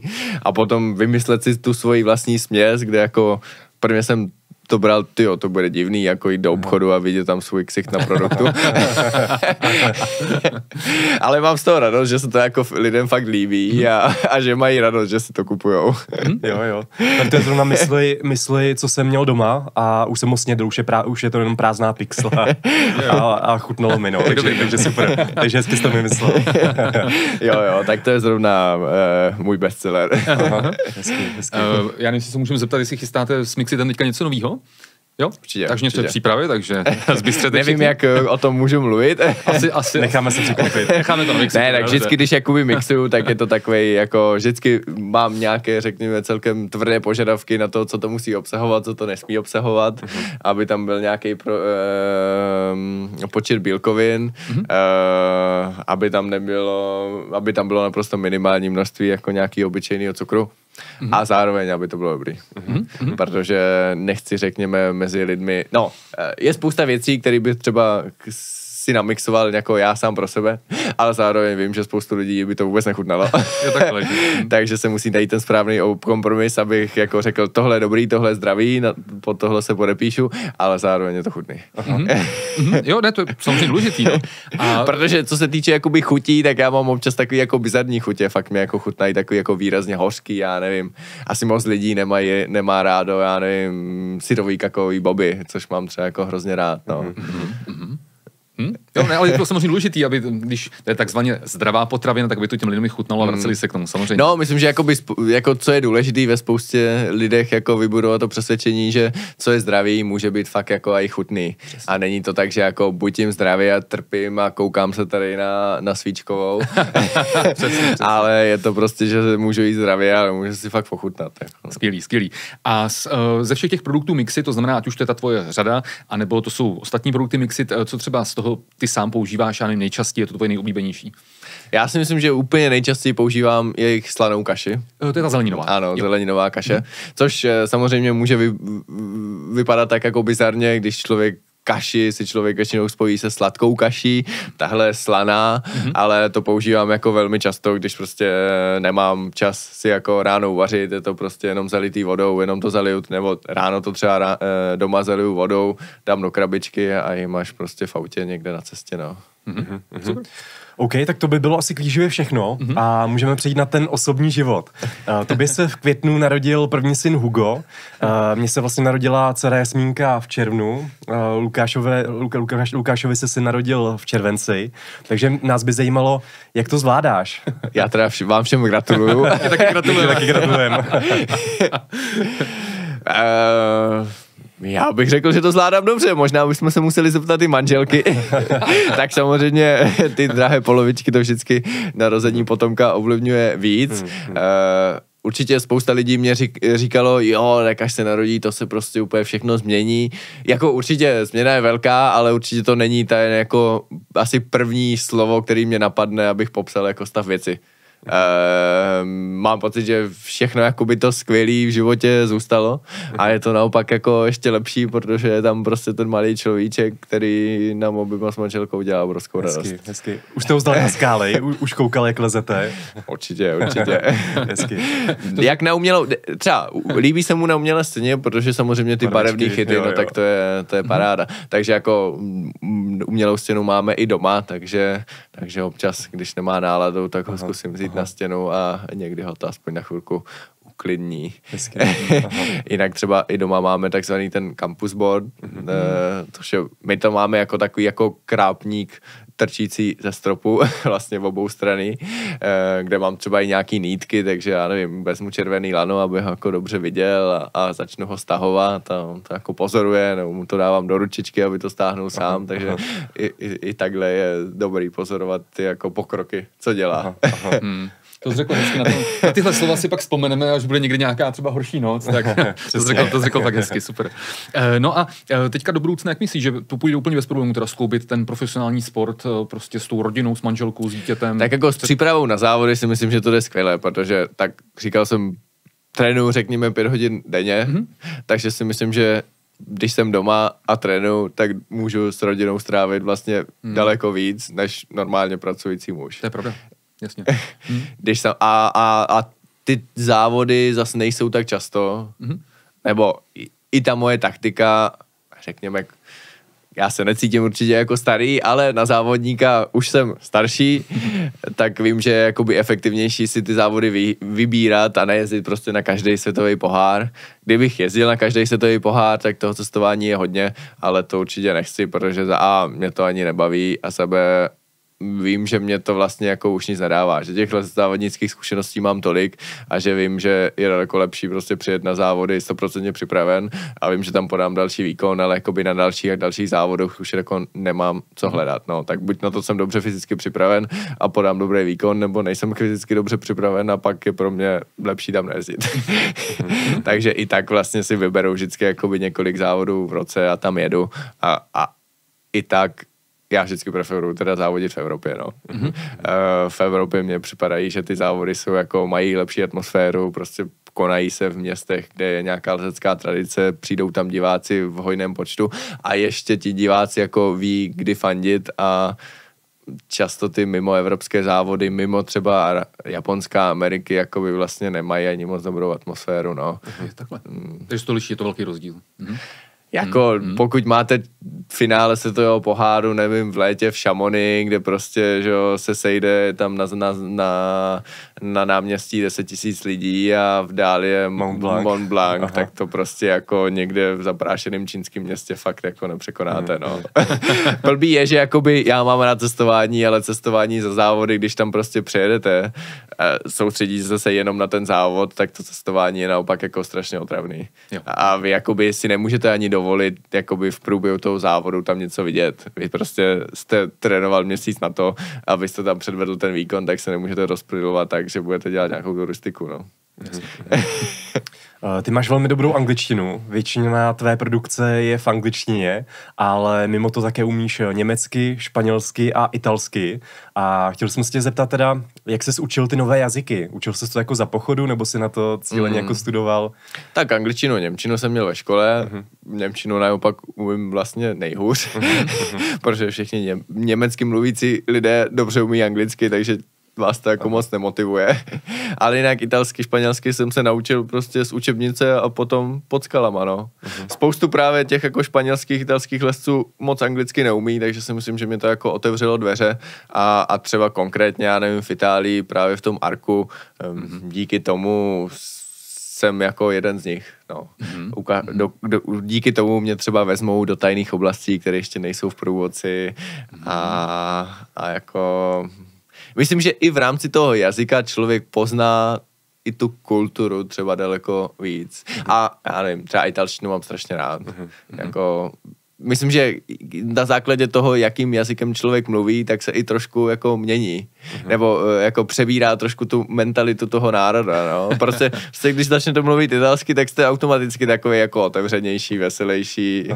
Jíte pizzu. Jinak mě ještě napadá teda, že bych chtěl všechny pozvat příští rok na světový pohár v Praze, který bude na Letenské pláni na začátku června. Kdy těžko srovnávat, jestli je lepší mít jako background Matterhorn nebo Pražský hrad, ale myslím, že to bude paráda. No.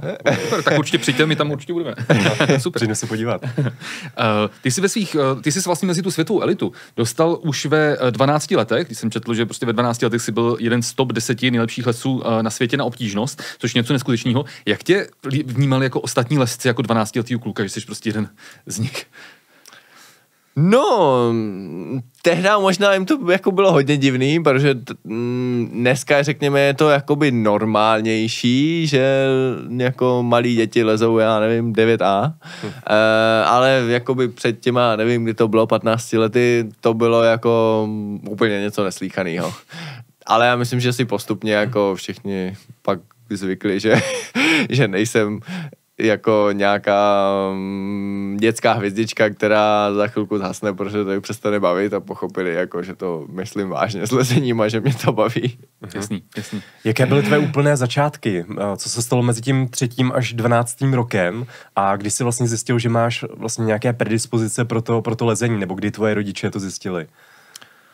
Já nevím, no, tak Jo, začalo to tím, že rodiče mě brali do skal, nebo my jsme žili tak obecně jako aktivně, nejenom, že jsme lezli, ale jezdili jsme na kole, jezdili jsme na lyže, chodil jsem do gymnastiky a v začátku jsem asi moc nepřemýšlel, jestli mě lezení baví nebo nebaví, spíš, že jsme byli to dobře, bylo mě 4-5 let, byli jsme s rodičema ve skalách, tak mě občas navázali na lano, já jsem se tam nějak pohoupal, potom jsem se tam plácel prostě s kamarádama bábovičky. Postupně mě to zaujalo víc, vyrostl jsem, už jsem třeba dokázal jíst i jako jenom o něco lehčí cestu než moje rodiče. Sice jsem mi jako nevylezl v kuse, ale nějak jsem tam aspoň nějaký kroky dělal, takže to mě potěšilo. Potom jsem měl na svoje první závody, tam jsem byl 3. a to mě hodně nemotivovalo. No. Asi jsem pochopil, že na to mám talent a totálně jsem se prostě do toho zažral. No. A rodiče spíš mě museli brzdit, já jsem jako chtěl prostě líst každý den pořád a rodiče spíš bylo, no tak dneska by si měl odpočinout, prostě tě na stěnu nevezmeme. Udělat si úkoly a... První úkol je potom stěna. Jo, to rodiče teda nikdy jako po mně nechtěli udělat úkoly teď, to jako mě nechali volnost, udělej si to, kdo chceš, kdy chceš, ani mě nekontrolovali, jako jestli jsem je udělal, jo. No.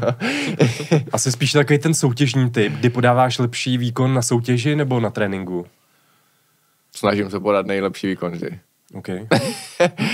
a nemám to ani tak rád, že jako prostě myslím si, že je strašně důležitý i na tréninku prostě se snažit podat ten nejlepší výkon, protože to není pak tak, že jo, tak na tréninku se mě lezlo dobře, ale na tréninku se sesypu. Já se jakoby rád vytvářím i ten v vozovkách tlak na tom tréninku. Takže vždycky o něco jde. Jasně. Všude o tobě píšou, že se, teď cituju, z nemluvného introverta a samotáře stal světovou sportovní hvězdou a skutečně o tobě psala úplně světová média jako New York Times, BBC, Guardian, National Geographic, v České republice si byl v České televizi, v DVTV, všude na Krause, tak prostě by nás fakt zajímalo, jak ses takhle z toho nemluvného introverta stal takhle vlastně osobností, která dokáže dávat úplně obsáhlý odpovědi, prostě čelit tomu mediálnímu zájmu úplně jako z našeho pohledu úplně bez problémů, že nás to vlastně překvapilo, jak si odpovídal všude rozvitě. Nevím, no tak prostě jsem tomu byl tak exponován a řekněme, že v našem sportu je to asi důležitější ještě víc než v jiných sportech se jako umět prezentovat, jo. Že to není jenom o tom, nebo tak, když jako jenom závodíte, tak dobře, přijedete na ty závody, vylezete, nevylezete, vyhrajete, nevyhrajete, ale potom třeba to skalní lezení se taky často pojí s tím, že nevím, máte někde přednášku, máte fotky a musíte k ním něco říct, takže začátku mě pomáhalo, že o lezení se mě, řekněme, mluvilo daleko snáš, než o čemkoliv jiným, protože jsem o tom prostě hovořil zvláštní a se zájmem, no. Ale jinak si myslím, že těch rozhovorů jsem dával tolik, ty otázky se do určité míry pořád opakují, takže prostě potom už říkáte ty naučené odpovědi, no. Super. Ale myslím si, že někdy mě otázka zaskočí a při zaskočenosti mám problém odpovědět nějak zajímavě. Odpovídáš skvěle, že zatím jsme tě nezaskočili. Jaký jsou tvoje koníčky? Máš vůbec na něco ještě čas, kromě toho lezení? Že bys si měl nějaké jako jiné hobby a podobně? Tak říkám, když jsem byl fakt menší, tak jsme v zimě každý víkend jezdili na lyže, to teďka vůbec, prostě není na to čas. Nebo tak i když třeba na to čas mám, tak potom celým roce, kdy jako cestuju, tak chci třeba být i víc doma, no. A teďka naopak, když už teda Hugo vyroste za pár let, tak třeba rád s ním pojedu na ty lyže a budu ho učit lyžovat, no. Jinak těch hobby, tak zvláště teďka prostě s malým dítětem je to v podstatě, že fakt se věnuju lezení, tréninku a jinak rodině a nezbývá nic jiného čas, no. Asi ten jako největší relax je, že si sednu na gauč a něco si přečtu, ať už je to knížka nebo časopis. Myslím, že hodně se zajímám o jako společenský dění, takže snažím se číst, být v obraze, občas si přečtu i nějakou normální knížku, mám rád vaření. Rádi slyšíme. A napadlo tě někdy, čím by ses živil, kdybys nebyl profesionální lezec, nebo to jsi nikdy vůbec neřešil? To si myslím, že je pro mě strašně těžký říct, protože jako jsem lezením tak strašně moc formován, že nevím, myslím, že bych byl jako i dost jiný člověk, kdybych nalezl, no. No minimálně bych byl daleko introvertnější, zakřiknutější a myslím, že s dost malým sebevědomím. Co je tvoje guilty pleasure? Máš nějaké? Pro někoho to může být sledování ulice, Love Islandu, pro někoho to může být prostě mlsání, já nevím, čokolády a podobně. Máš něco takového? No, nevím, tak může to být sledování lezeckých videí asi. Jasně. Taky ty faily. Dobře, tak otázka na úplně závěr celého rozhovoru. Kdybys měl doporučit v krátkosti prostě našim divákům, posluchačům prostě jednu věc v oblasti sportu, zdravého životního stylu, co by to bylo, jaká by to byla rada od Adama Ondry? Pro ty třeba to začínají. Já nevím, vyberte si to, co vás baví, jako život je krátký na to, abyste dělali, co nás nebaví, no, nebo většina lidí si myslím, že v práci dělá úplně ne, co je baví, spíš dělá něco, co je prostě uživí, tak aspoň ve svém volném čase dělejte něco, co vás baví.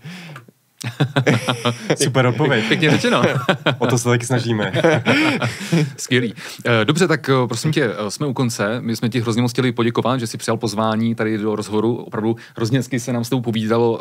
I tu výživu jsme probrali velmi podrobně, takže věřím, že se to všem našim posluchačům a divákům bude líbit. Přejeme ti hodně úspěchů, ať už ve tvých sportovních cílech a samozřejmě hodně úspěchů a zdraví i v rámci prostě rodiny, syna a podobně. Takže ať se ti daří a moc děkujeme. Měj se hezky. Moc díky, Adame, ahoj. Ahoj.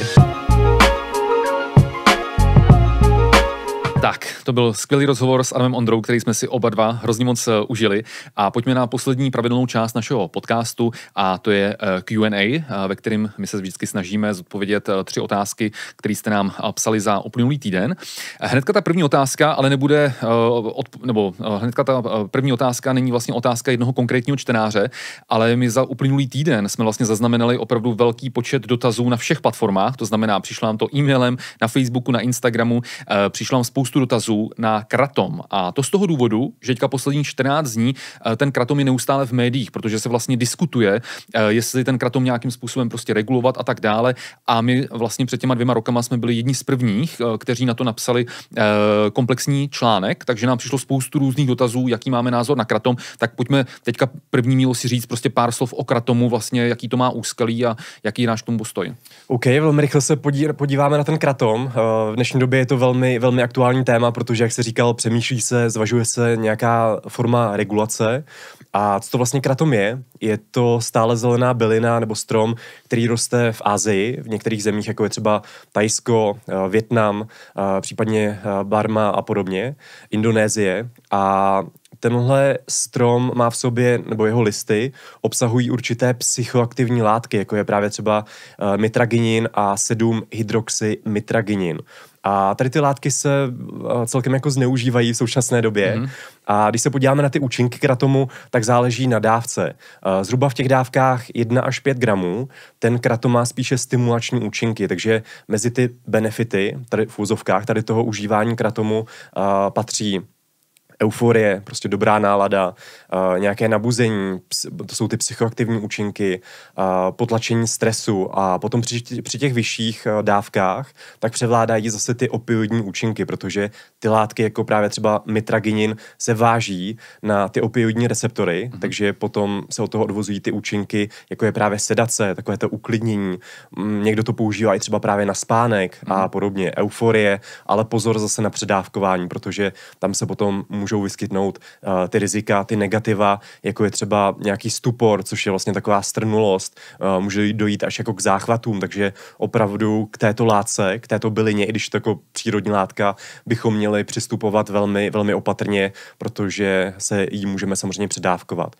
To by byly ty pozitiva. Mezi některé z nich ještě patří léčba závislostí. Když je někdo závislý na opiátech, tak kratom v podstatě může fungovat jako substituční terapie a léčení té závislosti. Takže to je jeden z dalších možných potenciálních benefitů. Nicméně jsou i další, ale nejsou ještě tak dobře prozkoumány. Převažují zase spíše studie na animálním modelu a podobně. A naopak, když se podíváme na ty rizika kratomu, tak tím prvním asi vlastně tím nejzávažnějším rizikem je vznik závislosti. Opravdu už i tady v České republice máme případy, kdy lidi jsou na kratomu závislí a chodí normálně potom na detox do léčebny, aby si od té závislosti odvykli. Takže opravdu pozor na to, nepřehánět to s tím a užívat to velmi jako rozumně, protože je to v podstatě jako v uvozovkách droga.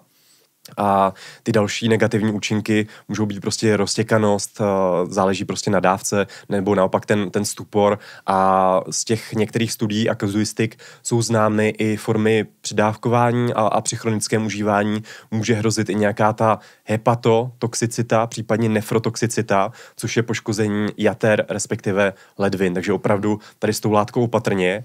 A kdybych to měl nějak shrnout, tak já tady si nehraju na nějakou policii nebo podobně, prostě ať si každý užívá to, co chce, když je to legální. I když kratom není moc legální, ale je to taková šedá zóna, obchází se to s tím, že se může objednávat jako takzvaný sběratelský předmět, což je celkem vtipný, protože asi většina těch uživatelů se ho nevystaví pouze v té police, ale opravdu ho jako orálně konzumuje. Takže pozor na to. A co bych chtěl zmínit hlavně, tak je to taková dvousečná zbraň. Opravdu kratom může být dobrý sluha, když to dobře používáme, ale špatný pán, kdy opravdu potom může vzniknout ta závislost na kratomu. A co se týče té regulace, tak já jsem určitě proto, aby se nějakým způsobem kratom reguloval, protože v dnešní době jsou tady opravdu jako velkým problémem ty kratomové automaty, kdy si děti můžou ten kratom naprosto beztrestně koupit v automatech, které jsou třeba v Karlových Varech u nádraží a podobně. Takže tohle se mi zdá opravdu jako ten největší problém toho kratomu. A ta regulace by navíc zajistila to, aby to prostě nekupovali děti a aby ten kratom byl opravdu jako bezpečný, aby tam nebyly další látky, které tam prostě nechceme. Některé kontaminanty, těžké kovy, plísně a tak dále, pesticidy. Takže tady to v tomhle ohledu by tomu mohla jako pomoct ta regulace. Takže nejsem pro úplný zákaz, ale pro nějakou rozumnou a smysluplnou regulaci. Dobře, podívejte se, pokud vás tohle téma zajímá více, podívejte se určitě na náš článek na našem blogu, my dáme odkaz na ten náš článek do popisku. OK, jdeme na další dotaz. Burgos se pod videem na YouTube ptá, co jsou to prázdné kalorie a jak to, že si je tělo ukládá ve formě tuku? Pokud energie makroživin na štítku potraviny po součtu nedá celkovou uvedenou energii, tak ten zbytek je tvořen právě prázdnými kaloriemi? Jak je to správně? Prosím vás, pojem prázdné kalorie není o tom, že by tam ty kalorie vlastně jako nebyly, že by to bylo úplně prázdné. Ten pojem prázdné kalorie se vžil zpravidla pro vysoce průmyslově zpracované potraviny, které zpravidla obsahují v malém objemu spoustu energie, to znamená spoustu kalorií a kilojoulů, ale minimum výživných látek pro člověka. To znamená, že v té vysoce průmyslově zpracované potravině třeba zároveň je minimum bílkovin, minimum vlákniny, minimum vitamínů, minerálních látek, stopových prvků, fytonutrientů a podobně. To tam prostě jako není a ty kalorie jsou tvořeny prostě nějakými hlavně rafinovanými sacharidy, rafinovanými tuky a podobně, takže typicky prostě nějaký jako fast food, že v relativně malém objemu, který vás nezasytí na dlouhou dobu, tak je obrovské množství energie. Takže to je ten pojem jako prázdné kalorie a samozřejmě pak velký problém, když prostě tady se podíváme na jídelníček široké veřejnosti a prostě vidíme, že to je prostě u řady lidí takhle prostě česká kuchyně, prostě fast foody, slazené nápoje třeba, kde prostě taky máme prostě obrovské množství třeba energie, cukru, ale kromě těch tekutin nám to třeba nic dalšího prostě nedodá. Takže je to prostě velký problém a je vhodné, když ty takzvané prázdné kalorie samozřejmě jako omezujeme. Neznamená to, že to musíme jako doživotně vyřadit, že si nikdy už nesmíme v životě dát fast food, ale je prostě vhodné, když větší část našeho jídelníčku tvoří takzvaně minimálně průmyslově zpracované potraviny. Já jsem rád, že to tady vlastně dneska zaznělo i od Adama Ondry. Tak, pojďme na ten třetí dotaz. To se ptal pan Miroslav V. Ahoj, je nutné být v nabírací fázi pro budování síly? Nebo stačí být na úrovni vyrovnané energetické bilance a mít správný makroživiny a trénink? Děkuji. Skvělá otázka, Míro. Abych na to odpověděl, tak pro budování síly není nutné být v pozitivní energetické bilanci, nebo jak se to tady označil, nabírací fázi. Sílu můžeme vlastně nabírat v podstatě jako kdykoliv. To znamená, ať už jsme v nadbytku kalorickém, případně ve vyrovnané energetické bilanci, případně i v mírném deficitu. To znamená, síla závisí spíše jako na tom tréninku a regeneraci, ale co bude optimální je to být v mírné pozitivní kalorické bilanci. Takže potom samozřejmě díky té hypertrofii tak nabíráme i tu sílu. Nicméně síla jde naprosto v pohodě nabírat, i když jsme na nule, to znamená, jsme na vyrovnané energetické bilanci a se správným tréninkem a regenerací je možné sílu nabírat i když jsme v deficitu. To znamená, když ten výdej energie je vyšší než ten její příjem. Takže asi tak. Dobře, tak tím jsme zodpověděli dotazy. Určitě nám pište další dotazy pod tohle video, respektive pod ten díl o podcastu a my na ně odpovíme v příštím díle našeho podcastu. A tím jsme se dostali na úplný závěr celého dnešního videa, respektive podcastu. Bylo to dneska opravdu dlouhý, ale my jsme si to prostě strašně užili. Adam byl skvělej. A my bychom chtěli poděkovat na závěr jak Adamovi, tak samozřejmě bychom chtěli poděkovat našemu exkluzivnímu partnerovi společnosti Mixit, bez který by celý ten email podcast vůbec nebyl by tady dneska Adam, takže opravdu jim za to strašně moc děkujeme. A pokud chcete podpořit naší tvorbu, tak běžte na web mixit.cz a nakupte tam se slevovým kódem IMV. Zároveň mi ještě dovolte, abych poděkoval Železné kouli, že v jejich krásných prostorách můžeme ten podcast natáčet a určitě čekněte jejich koulí podcast. Takže moc díky za pozornost, lajkujte tady to video, sdílejte, pošlete to svým známým, rozšiřte to mezi tou lezeckou komunitou, protože Adam Ondra je skvělý člověk, skvělý sportovec, takže budeme rádi, když se tohle video dostane k co nejvyššímu počtu lidí, sportovců a podpořte prostě ten algoritmus na sociálních sítích a dejte hlavně zvoneček, aby vám už žádné další video a podcast neunikl. Takže moc díky, loučíme se s vámi, mějte se hezky, ahoj, nashledanou. Mějte se hezky a budeme se těšit za 14 dní u dalšího dílu IMV podcastu. Pěkný den.